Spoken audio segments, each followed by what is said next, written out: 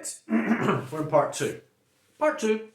And we're looking at these three films. The three films are Matrix, Dune, and Tron. Matrix AI. And what's happening is 2020 GPT-3. They thought it was going to happen by the end of the 20s, closer to 2030. GPT-3 enables the Turing test. It actually passes. 80% of people actually think that they're communicating to a human being. Yep, 80% of people, all right? Because this thing, now that's phenomenal, okay? And I think things will get even scarier if they start implementing, some people start getting their heads around XQ, but I think they're just basically just, not randomly, brute force and constructing and using nerve and just doing a lot of computations and seeing results. Basically experimentation. The actual design requires, I think, a bit more of a model of how we're working subjectively speaking, not the machinery of the brain and nerves, okay, and generative adversarial networks, and so on and so forth. It's more to do with the actual internal subjective experience of consciousness in time. So they're now doing something which is actually temporal. So GPT-3 is this AI that I think works, is it 30 minutes? Or is it less than that? Or is it 3 minutes? Beyond a certain time frame, it can't link to something. It almost doesn't have a memory. So it's doing something in a period of time. It's quite short. And I don't think they have future vectors as an intentionality. I don't think they do that yet. But at some point they will. And it'll be kind of stuff to play around with. So, but I use XQ in order for us to get together socially. However, Matrix was, the Wachowskis, incredible, all right? Because basically they're saying it's happened, there's AI and some, okay?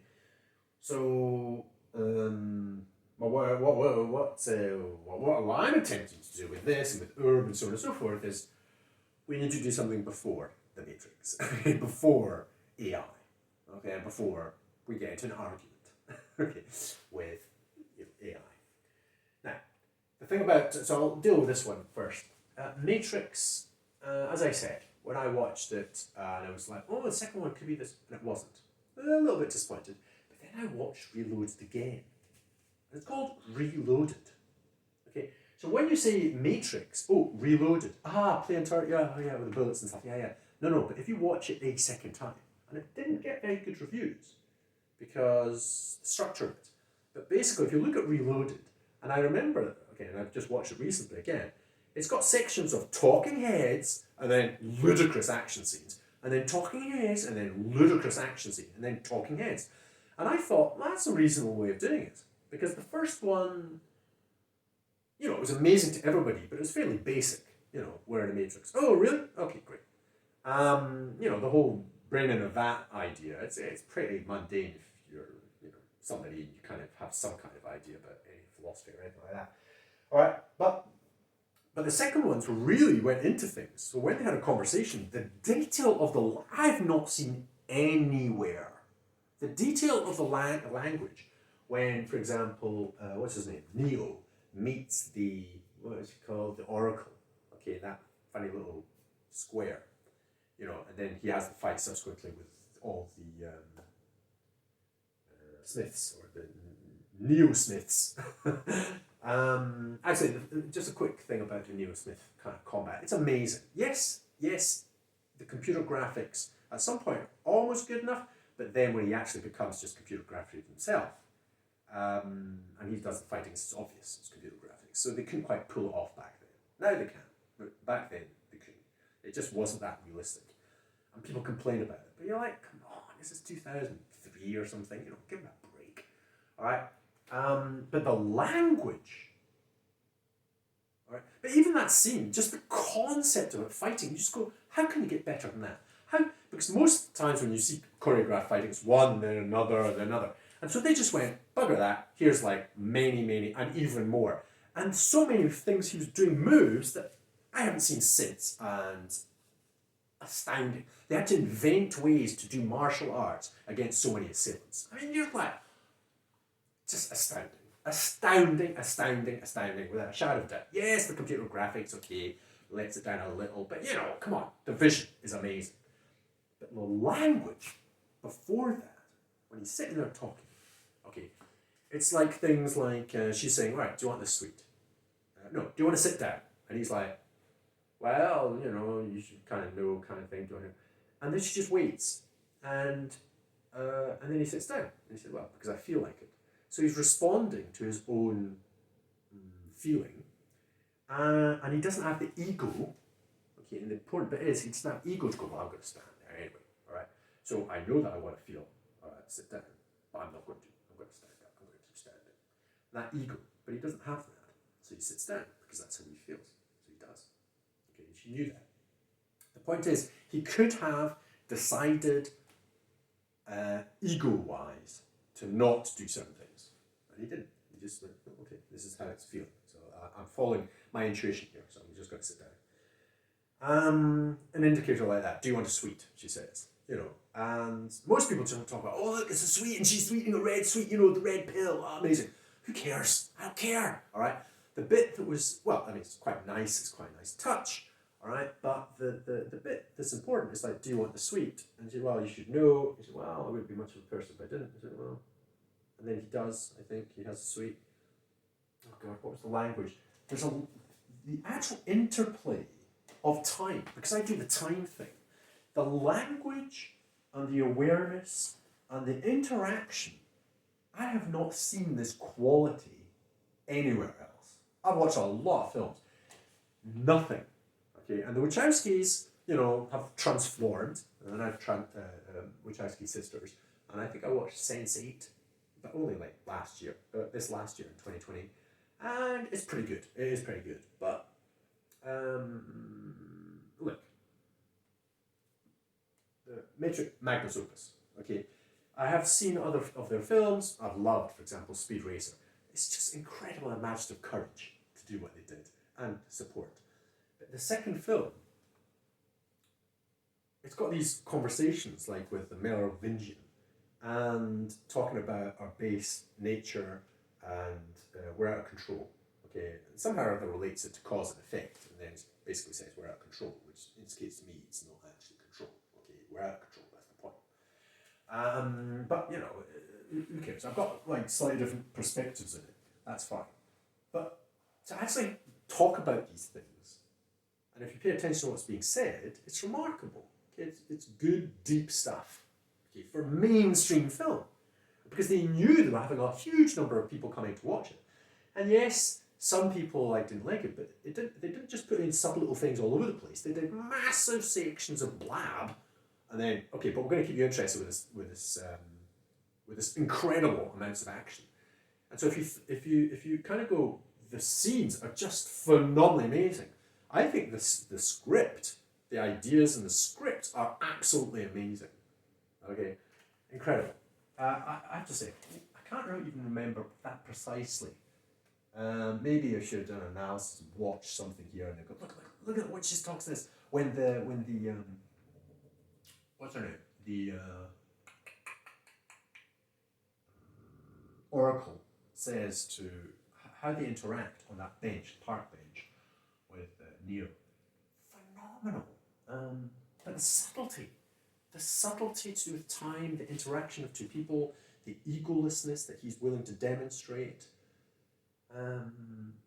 The whole thing about you're not here, that's it. She says, I've already decided, whether I decide to have this sweet or not, free agency, choice. That's all the thing. That's what all the films are about, choice. The question about that. So you don't really have any choice. You've already made the decision. You've already gone through the door of the future. Okay, so it's not really about choice. It's like fate. It's already been prescribed, which is obviously completely questionable in terms of sci-fi, fantasy. However, there's many cultures that actually have that kind of mentality, and if you think about it, there's something very comforting about the fact it's already all been determined. So basically, enjoy. Okay. So the attitude then is it's not about making a choice because the choice has been made. Well, honor that choice. For him to sit down, for him to go through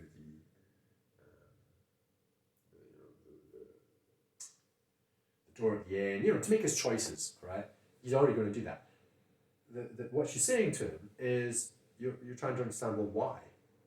The first time you just did it. The second time, as he's going through it, as he's metacognitively aware, is, well, why? Why am I doing this? Oh, okay. You're not actually going to alter it. You're just kind of aware of it. And now that's true. Now here's the kicker. Okay, and the reason why I'm going into this in detail. The kicker is, that's us. We're rewatching it. Now if you watch the second film, and then you rewatch it, reload, and you're loading it now because you know what's going to happen, you are in almost identical relationship to Neo. Yeah? Because at the beginning of the film, what's her name? Trinity, motorbike, lands on some kind of parking lot, as we can tell actually, and beats up a few security guards, like the first film. Oh yeah, it's like that. Oh, but wait, and then it's a dream. Okay, she's falling out of the. Spoilers ahead, by the way. God, I should have said that, before watching this part. She's falling out of the building. She's shooting this agent coming after her, and she gets shot. Right, and then maybe she hits the car underneath after falling out of this building. And we see at the end, actually, somebody else falls into the car. But the point is, at that moment, and then he wakes up, and it's a dream, and so he's troubled by it. That's us. We know what's going to happen. Why? Because we've seen the film before. We're rewatching it, like he is. So when the oracle is saying, well, you already know what the choices are. You've already seen the film. So this is really very reflexive. Very, very reflexive, and getting very close to Earth. You can take this interpretation. Whether this is valid or not, I'm not even interested, almost, in whether this is, the Wachowskis were aware of this. It actually is possible to read it this way. So you watch it, reloaded, you are Neo. Because you're getting flashbacks of a film that you've already seen, like he has, and it's not about seeing and just making choices, because the film has been determined. You are going to watch it. You've already seen it. Okay, you're just there to go, well, why? Why is this? Okay, and that's unbelievable. If that's true. Okay, so when you get to the end of this thing, again, more spoilers, and he goes through the door and he meets the architect, and the architect's script is unbelievable. I mean, they really hyper up the language, okay, of the logic and the reasoning and the specificity of the language. It's just like, this guy is like fearsome. He's like a mind trap, okay, in terms of logic and the expressions and how you articulate the argument as he's watching Neo and verbalizing what Neo's thinking or feeling. Now, that's again reflexive of Neo. So this person talking about. And Neo, basically, and then all these screens around. And that represents all the different Neos. Okay, wait. All the different, that's us. Okay, that's us. So everybody that's watched it is basically all the people that have reloaded it, and we're all looking at, well, this one Neo, and someone's, it's rubbish. Oh, it's this, blah, blah, blah. And have our own perspectives of it. Okay? So this whole notion of Neo, as he reveals, well, right at the end, actually, when he basically, when he goes back, saves Trinity, and then poor Morpheus. Morpheus is like done for. And Neo, reveals to him, actually, it's all part of the whole thing about the one and the Messiah is also an illusion. Okay, a method of control. What he's referring to is he's talking about messiahs, Christianity, and various things. It's like all of that is a kind of method of control too. You're like, oh crap. Including, again, if you continue reflexively, the whole Matrix thing. It's just made up story. All right, this idea of he's being the Messiah, it's not true. It's just fantasy. Okay, it's just a matter of just a method of control. Method of control. Now, they didn't. I don't think the Wachowskis had this interpretation because they really, really want us to have computers and then talking about the computer systems and the werewolves are, glitches and the system and matrix and really kind of fleshing out the possibility we're living in, computer generated world. I'm not interested in it. But what I'm interested in, we're all watching this. So it's the virtual world that we're all watching reloaded. And if you can do that when you're watching it, it is fascinating. It means that the one, it's not the one, it's us as in the one, as in what I yab on about one to the end. Okay, we're all watching it. The millions, hundreds of millions of people watch that film. That's hundreds of millions of Neo. Okay, because we all watched it and we rewatched it. If you rewatch it, you're all on the kind of same trajectory of Neo. You already know what's going to happen, blah, blah, blah, blah. Very interesting, yeah? So the whole notion of Neo and the whole idea of the Messiah, it's like, he's admitted, like, forget about that. Now, and then of course he does this thing with, the machines dropped in the real world, which we know is a fiction. So, quite frankly, and they continue to perpetuate it into the third film, okay, Revolutions, okay, of the Messiah. But it has been discounted. It is not this. And in fact, if I remember correctly, I haven't seen the third one recently, but if I remember correctly, the characters, like Trinity, they just get bored. They get bored with the talking heads. So when the Merovingian's like, blah, blah, blah, blah, blah, blah, she just goes, fuck this, and just points a gun, does that thing at the end, in the middle or whatever, and just takes control. Just, I'm no longer interested in talking heads. We need to get it done. And of course, it's all based on the fantasy of Zion and these machines. Spectacular combat thing with the speed of these things. The closest I've seen to that is Edge of Tomorrow. The machines in the Edge of Tomorrow are the closest I've seen to the fighting of these, what are those, those squid-like things, all right? Just the mechanical death, okay, of them. But it's all just fantasy, it's all just funny little story, isn't it nice at the end? La la la. Okay, great, okay, we know that. So the third one is just continuation of the story. Fine, all right? But what we're interested in, the Reloaded set up the potential of, this is you doing this, right? And it's not about one of us. It means all of us. All of us. Okay. Did they extend that into the third one? Not quite. Not quite. But it's all about the women, the power of the women in the third one. So that kind of gets closer to what the Wachowskis have admitted recently, and it's true that, well, sex change, gender change, and transformation. And that's good. That's valid. Entirely valid. But it could have been more to do with collective action. Okay, and I'm not talking about unusual people like the Wachowskis. We're talking about all of us. Okay, normal people or everybody. Okay, the mainstream and everybody. I.e., the millions of people that watch the films. Right. Now, I talked about that for quite a while, but you see, they're going to be making the fourth one. They are making the fourth one. I don't think I would have contributed. I haven't thought about it since then, basically. And I suspect they're going to go down a similar line. But they might not. They might pull another amazing, trick out the bag to do with our current state. But they might continue it. Because these, we'll see. I trust them to get on with it and come up with a great thing. But after so long, there's a potential it could be amazing. Okay, if it was reflexive.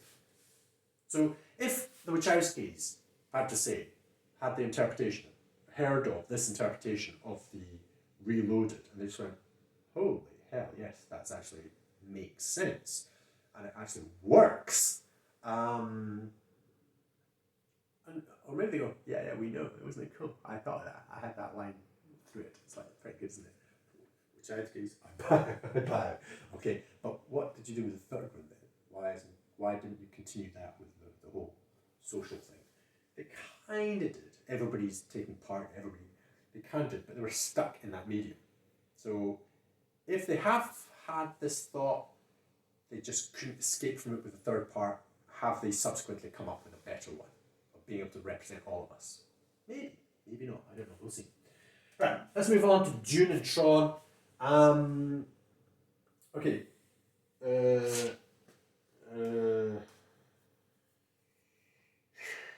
okay, probably not as interesting. That is probably the most interesting one in terms of our time. The other ones are, well, Dune's coming out, Villeneuve, and it is, okay, let's do that. Dune, incredible visualization. I saw the film before I read the book. I read the books afterwards, and I was amazed. The books are amazing. I think they're complementary. I think they're, both of them, just amazing. Because the scripting as well, they were quite careful about the script. And so, but the graphics, the representations, I mean, Jesus. And Jaranovsky, whatever it was, the guy who tried to come up with the version before, if you look at a lot of the art and stuff, well, some of it was used, although people ignored it, said it wasn't used. There's some aspects of it. They flicked through it, all right, said, look, some material. They're like, yeah, okay, rubbish. But there was some influence because the Dune thing is just phenomenal, especially when you're a kid. And I really loved it because when I watched the film, and I was a teenager, I didn't understand it. I wasn't sitting there going, oh, I understand everything. I understood it enough because I think it's quite pantomime in a way. It's exaggerated. It's not quite as exaggerated as the Marvel superheroes. Okay, that's pantomime. But, incredibly exaggerated, the Baron incredibly exaggerated, and, horror, and, bathing under oil. Okay, and the heart plugs. I mean, that is in the book, can't remember actually. Heart plugs, had the heart plugs inserted. To actually sit there and watch somebody die, Baron Harkonnen, and looking at a person, taking the plug out, and looking at them die, that was his pleasure. That is pretty dark, okay? I can't remember that being in the book. Maybe it was. I don't think it was. But the books are amazing. Just incredible, nice, beautiful details of the bats and things, and the water. Just very minimal. The still suits, brilliant idea. And the guy thought about it over 2 years. Only 2 years, if I remember correctly, before he produced it. And I think I started reading the second one. I was bored. But the first one is really phenomenal. Just the script of it, the idea, the concepts of it, the construction of it, the detail, the projection of the story, the narrative. It's just incredible. And so, yes, they tied it up with a film and they put that kind of like quick end, water pouring from the skies. Okay, that was a bit brusque. But for a film, but of course, this is all about time. Time. Okay, what do I love? I love the old time. And so, the sleeper must awaken. And again, if you watch that in a reflexive state, okay, the sleeper must awaken. The hand on the heart, by the way, I think that was a film thing. So if you actually look at what they do, they may have said God go with you or something like that. But I haven't seen that anywhere else. So when you meet another person, you put your hand on their heart side, and they put their hand on your chest, heart side. And, I haven't seen it anywhere else. I'm going, that's nice. May have been picked up from the culture, I don't know. Okay, but it's a nice social thing. It's like the ICU. ICU in the Avatar. Beautiful, beautiful touches like that. I don't think I've done the book yet. But the graphics, the whole thing, just incredible. But the psychology of the no atomics because of the shielding, that psychology of the logics of it, the institutional logics of it, brilliant. The whole Butlerian revolution to get rid of the AI, effectively. The whole idea of developing our human capacities. That is amazing. It's like related to is it NLP, neuro-linguistic programming, to see very small details, the manipulation of the voice, which is to say things in a way which the Jedi, the Star Wars was, you don't see us here, you don't, pass us by, all that kind of stuff. The whole Jedi mind trick. Well, more so in Dune. The attention to details, the Bene Gesserit, in terms of the body control, to sit there and literally, what a brilliant idea, to transform poison, literally poison. So the mother, when she becomes part of the tribe, spoilers, imbibed some of this poison, and the poison is basically incredibly strong psychotropic. okay, that does the time thing, just your normal spice, which, you know, people get completely high on, and for, what's his name? Actually, I don't know I don't know what happens to normal people when they have spice. Okay, so you know when the guilds are human beings that over thousands of years taking a lot of this stuff just basically turned into just brains floating around in vats. Okay, and you know the representation of the movement without movement. What is it? Flight without movement, journeying without movement. Brilliant, and it's mathematics. Oh yeah, I love that. It's a form of mathematics. So they've got these massive brains and they're performing the mathematics and pew, they're moving a spaceship from one place pew, to another. Pew. No gates and stuff, no tech, no movement, no, you know, none of that. It's just like people just doing some maths. Pew, pew. Oh, beautiful, beautiful. All right, brilliant conception. Ah, fantastic. Anyway, but that's through the spice. All right, so their time thing, distance maybe it's distance. Yeah, they don't do the time thing. Whereas for what's his name, our hero, Messiah again, another Messiah. Great. Okay, he has the ability where you can see time. You can see various possibilities and some possibilities, some periods. It's quite obvious what's going to happen to other team. It's quite misty, and basically he becomes a bit immune to the old drug, and so he has to take more. Anyway, but there's a certain amount of this drug relating to the baby worms or whatever it is, that if it's taken by a woman, well, could kill them. But what they do is they transform it. They transform it at the molecular level. So their consciousness have developed, no, their body sense, very excited, the body sense, so refined that they can take in the poison, a chemical thing, at a chemical level, molecular level, and transmute it. That's body control. Okay, that's brilliant. Okay, so we had that idea and just took it to the nth degree, and then developed it as a plot device, as a mechanic in the plot. It's phenomenal. All right, so Frank Herbert, phenomenal. All right, and he's done that in so many different ways. Amazing. Okay.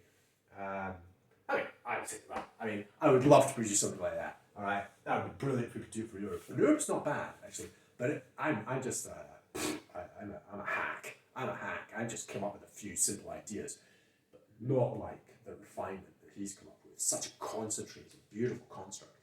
I mean, I have come up with these things over years. It's taken me about 30 years. And they are really good, really powerful as far as I can tell. You know, and I decided when I was young, I don't want to do fantasy. I want to do real. That's why I became a teacher, all right?